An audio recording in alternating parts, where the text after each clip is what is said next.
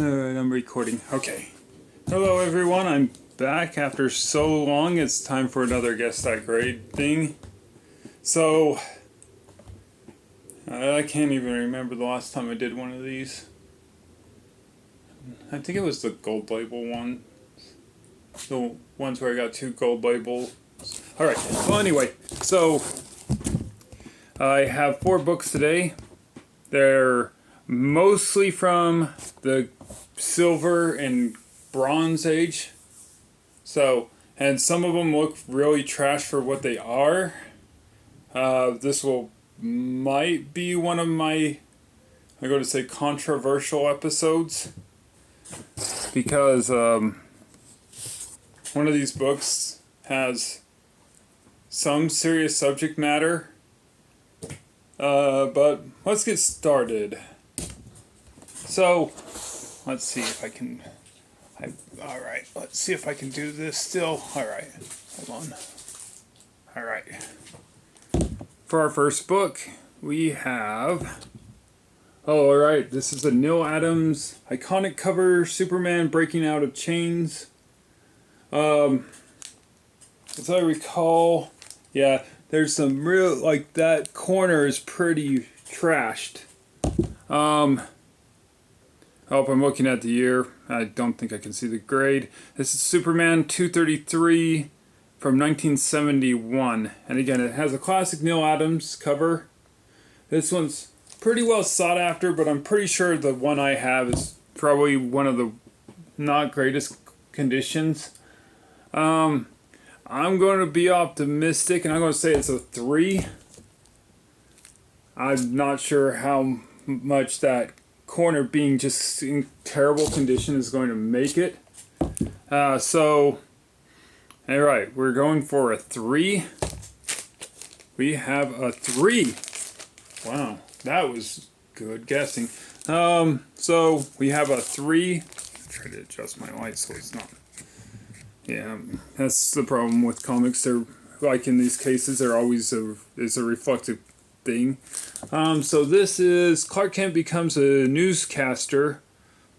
All kryptonite destroyed. World of Krypton. Backup story begins. Okay, so not a bad one. Again, a 3. This is probably more of a wall hanging book. Like it's good. It's good. Again, these are books I just turned in that are Silver Age. A 3 on a scale where it's 0.5 to 10. I'm pretty sure we're going to see a 0.5 in here. That's not bad. Okay. Alright, we have another Superman-centric story. This is Jimmy Olsen 134 from December 1970. So this is Darkseid's first appearance, the Dark Lord of Apocalypse. He's one of the new gods. He was featured heavily in the Snyderverse movies. He was going to be like their Thanos, and it's kind of funny because Thanos is a parody of him. But yeah, he was going to be like the big bad of the Snyderverse. I'm seeing a kind of a 2 folds on the back. The cover looks better. There's a few color breaks. It's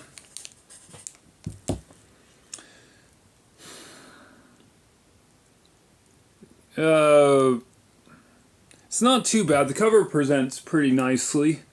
Bright, vibrant colors. The last one had pretty good coloring.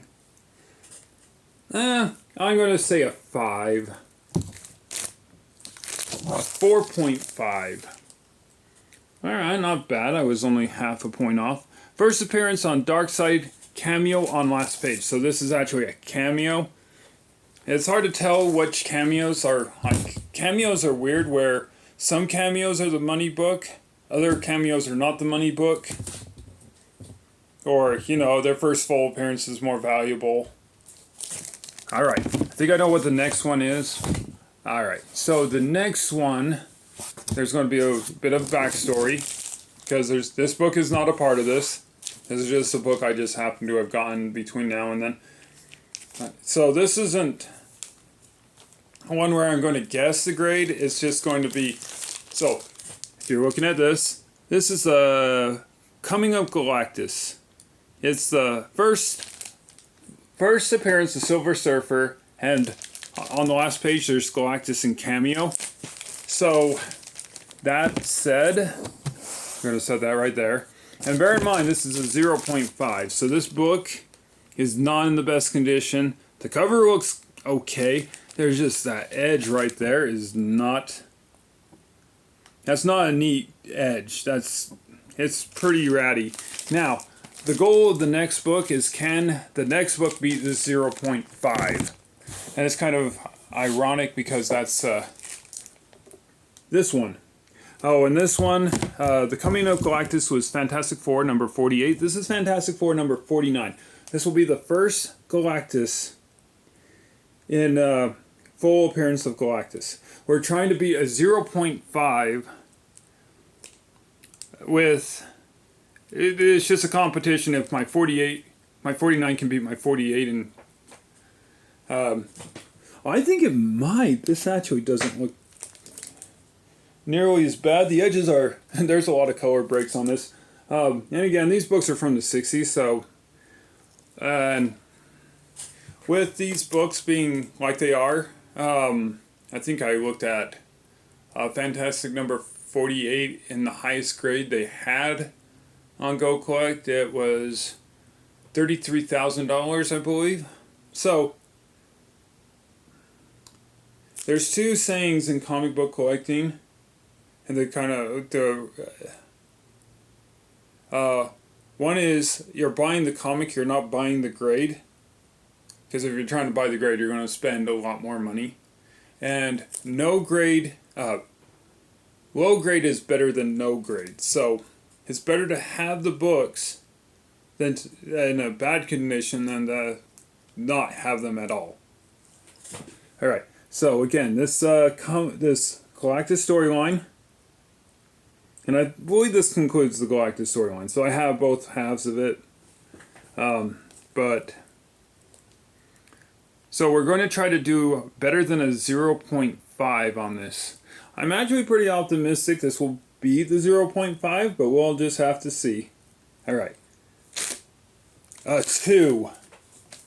That actually beats the 0.5 by a great margin. This book is a pretty good book. So, and if anything, I mean, if I find either one of these books and I'm actually able to acquire them, again, for the 49, I'd have to beat a 2.0, which is really kind of hard to do with a book that old. And the thing with a book that old and that valuable, like the first full appearance of Galactus, is when you try to acquire a book like that, it does go up significantly. So, let me see if there's anything. Alright, first full appearance of Galactus, second appearance of Silver Surfer. First Silver Surfer and Galactus on cover, so that's pretty good. Yeah, not bad. And again, if I come across the number 48, people sometimes when they get a better copy of a book, they'll sell their old copy. I'm not averse to that, but I don't know if I'd get a lot of money out of it. Because again, a 0.5, while probably in and of itself is valuable, it's... I don't know, because whoever I sell it to will probably want it on something of a discount. They'll want to make it worth their while to buy it. And they can always argue, well, it's a 0.5. Why should I pay all this money for that? Like, why should I pay good money for a 0.5? And they're not going to hear my they're not going to be okay with my argument that low grade is better than no grade.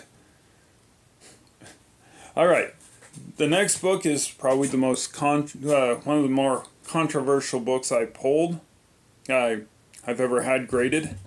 I can't imagine there was any that is more controversial. No, not cover wise. All right. because I'm thinking like Killing Joke, because there's a lot of stuff in Killing Joke that's kind of tricky. Okay, this is probably also the best, probably the best quality book. It's from 1971, so all these are from the 60s and 70s, not bad. Some people say this is cited as one of the books that ended the Silver Age of comics. And sorry, my phone was doing something. Okay, so this will be, again, this book is kind of hard to, I thought about putting, like, covering the cover so you can only see what you really need to see to identify this book. I figure I'm such a non-viewed YouTube channel, I don't really need to worry about it, because I don't think I really need to censor it or anything, and people are probably going to, at this point, you're probably like, what is on this cover that could be so questionable? And I feel like it's not as bad, because when it came out, it was trying to do a good thing. It was trying to do something proactive, and people, and I honestly don't know. Like, I don't know what YouTube's going to think about it. I honestly don't think they're going to care. I would imagine this cover, if I was monetized, would get me demonetized. Well, we'll just have to see. I mean, I'm not going to say what's going on the cover. It pretty much speaks for itself. And again, it's a DC comic, so there's nothing super questionable on it. But this is probably, again, I'm not going to go into detail what's going on in the cover. And you're probably, at this point, I've built it up so much, you're probably thinking, well, what is on this cover that's so terrible? So why keep talking about it? Why not show it? Okay. This is Green Lantern, Green Arrow, number 85. The classic, my what is it? My sidekick is a junkie. My ward is a junkie. Okay.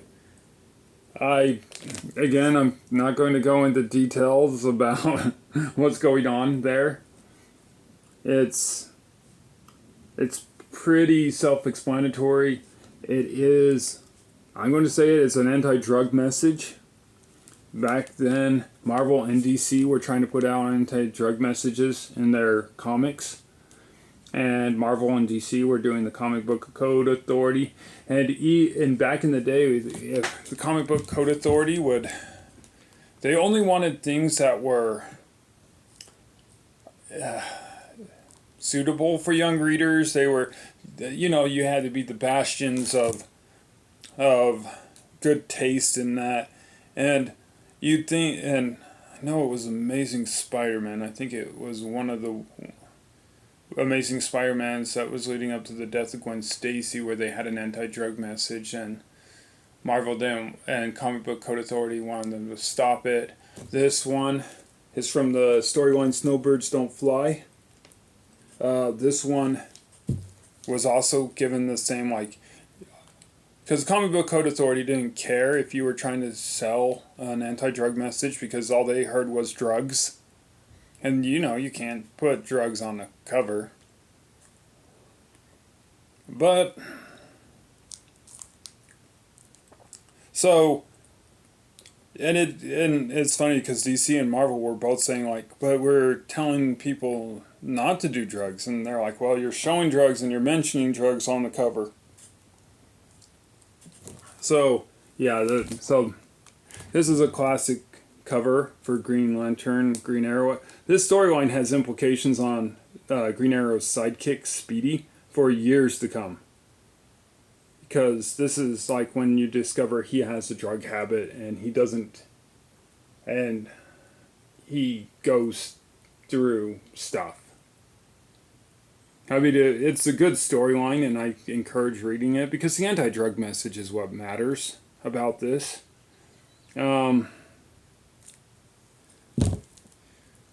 So anyway, I think it's a nice cover. I'm looking at it. There is a crease on the back. I think the spine looks good. This is a good presenting book. I was going to say an 8. I'm going to lower that down, my expectations down to about a 7. If it's below a 7, I'm going to be pretty sad. I won't be sad. Because again, I'm buying the book, not the grade. So, I'm going to say it's probably a 7. Alright, here we go. A 6.5, not bad. We've actually gotten pretty good at this because now I'm usually just within 5, but then again, that's lucky guessing. It's not skill, it's luck. But yeah. We got a pretty good cover here. Okay, it's a good clean cover. And yeah, just as I expected, it is the highest graded copy of the 4 books we got here. 2.0 on first full Galactus is pretty okay. it's pretty okay. This is, yeah, and again, if you're asking me if this was like super like controversial, like I don't know what YouTube will think if they see me posting a. Again, this is an anti-drug book. I'm going to. Just don't do drugs, especially hard drugs. I mean, I'll mirror what they're saying in this book. Don't do drugs. He'll ruin your life.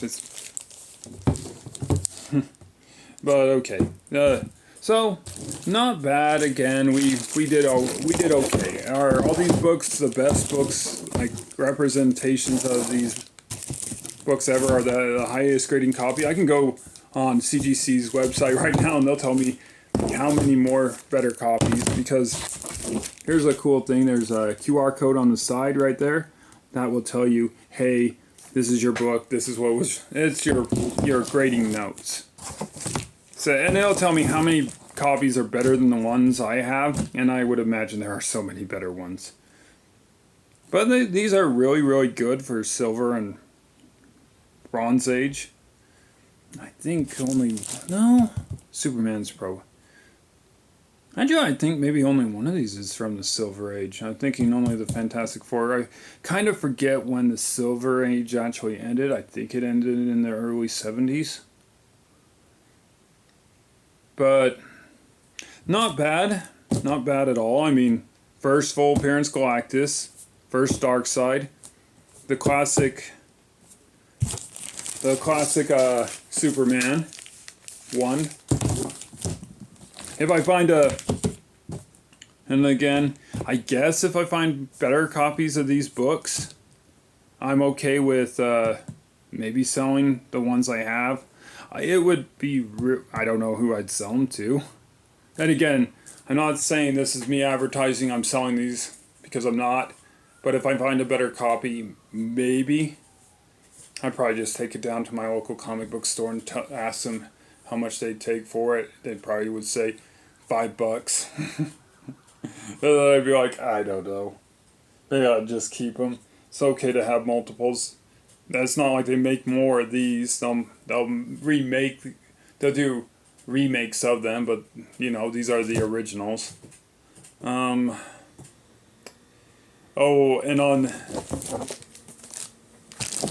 these two, you're probably thinking, oh, he did this because of a spec, I'm buying on speculation. I'm doing speculation buying because Galactus is going to be the next Fantastic Four thing. Silver Surfer's in the Fantastic Four movie.